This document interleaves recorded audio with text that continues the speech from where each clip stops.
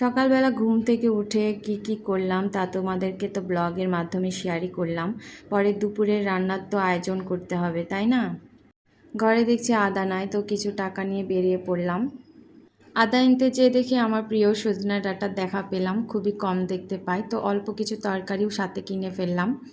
আজকে রুই মাছ দিয়ে ডাঁটা তরকারি রান্না করব। আমার তো খুব পছন্দের তরকারি, আর আমার জামাইয়েরও।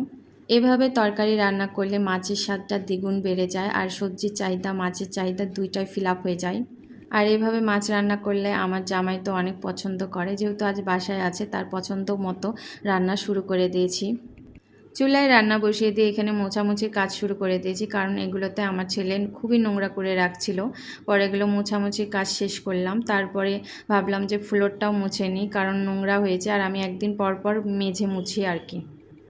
সকল কাজকাম সেরে আমার বাচ্চাটাকে খাওয়াইতে বসলাম। এই ছিল আজকের আমার ছোট্ট মিনি ব্লগ দুপুরে। সবাই আমাকে সাপোর্ট করো প্লিজ।